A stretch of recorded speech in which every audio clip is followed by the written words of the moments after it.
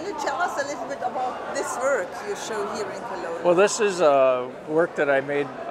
They did a retrospective, and this was the title of the exhibition, which was Ain't Painting a Pain. And it's, you know, it's a commentary on painting. And you know, my approach to painting is very different. But as I've changed, painting has stayed the same, basically. You know, it's, you know, successful painting is not packaged like this, you know. So this is kind of like a commentary on painting. You installed it here in Cologne? Yesterday. Okay. Yeah. And then it worked? Yeah, these are pressure cans, you know, and they have paint in them, and then you just push it, and, you know, the neon says Ain't Painting a Pain, and then the other is all filled with paint. You don't choose the blue color to... Yeah, no, because the blue is the whole word. Okay. Yeah, so then, you know, it spells painting each one, and then you just pull the words out that spell Ain't Painting a Pain. White, yellow, and... Yeah, it's like a red, blue, and yellow, you know, the primary yes. colors, and then white. Sometimes I make things out of red, blue, yellow, black, and white, but... To show also another work here. Yeah. Yes. These works were done originally in 1970. Okay. You know, they're 45 or 6 years old. Okay. And I really don't do these anymore. Okay. I've moved way on from it, you know, this kind of work. But I guess people don't know this work, and so I've been persuaded to do it over. But I wouldn't do this on my own, you know. It's, you know, I'm not. I think the thing about it is that this work is old enough that I can't learn anything from doing it. And so I think that unless you can learn something, there's no reason to do it. You know, like when you go to the studio, you hope that you learn something in the process of being there all day or whatever. But with work like this, it's so old, and I've done it so much that, you know, it's not interesting for me to do it anymore, you know? Yes. But the thing is that for a long time, for 10 years, I did it.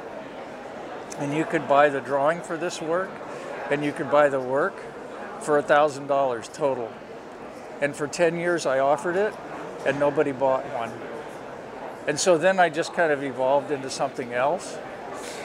But the thing is that, you know, 45 years later, if people are interested in this, they aren't the same people who didn't buy things 45 years ago. So there's no reason to get angry or bitter or upset or, you know, like, you know, there are younger people who haven't seen this work. And my audience is really, the people who support my work the most are young people with no money. You know, students and people like that. So, you know, I don't have any problem, you know, really kind of doing it over. I wouldn't want to make, you know, I wouldn't want to make it a habit. You know, I wouldn't want to make it a habit of doing old work. Doing the same thing all the time isn't very interesting. And what was the reason you do it now again? I guess just to show people, okay, you know, who... Because the work is so fresh, so young. Yeah, I guess so. Well, I guess, you know, at the time, you know, it didn't fit in, maybe. I don't know what the deal was.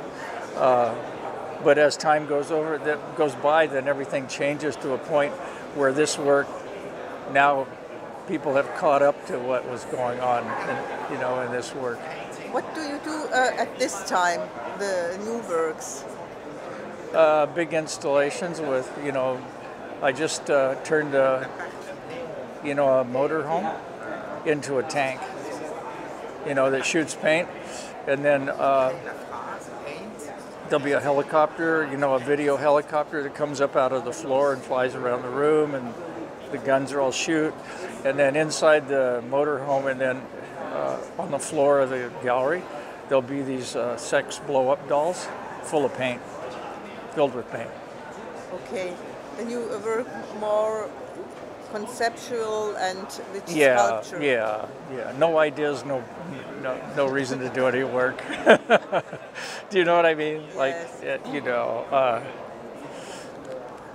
a lot of work is just applied arts, you know, like applying techniques and making things that look nice. But I'm not interested in that. Somebody else does that. I do something different. You have a studio in LA? Yeah, I do. Yeah. Great. Yeah, in a small town called Sierra Madre. It's near Altadena.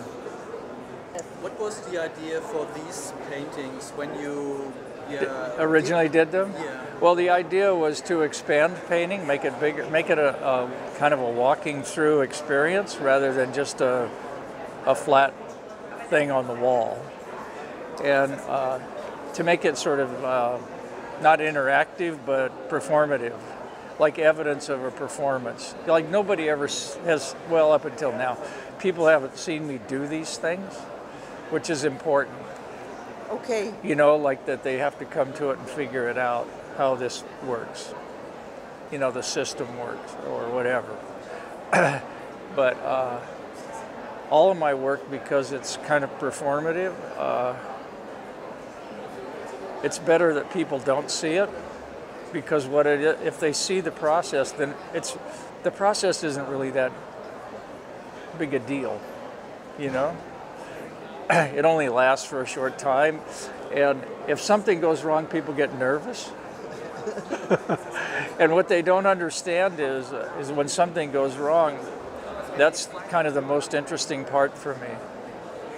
And because what it does is there's a problem that you have to solve, so you have to be creative to solve that problem. It's a problem you didn't expect to happen, but you have to solve that problem. It's not like contemporary abstract painting where you're looking for an accident to happen so that it's, you know, makes the thing more interesting.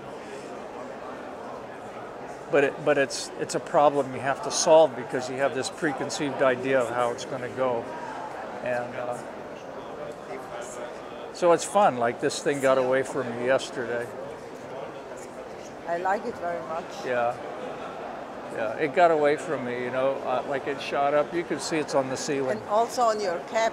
On my hat, yeah. Well, that's easy, you know. Sometimes I've had them like... But only red. Yeah. Nothing... No, after the red exploded, I got it under...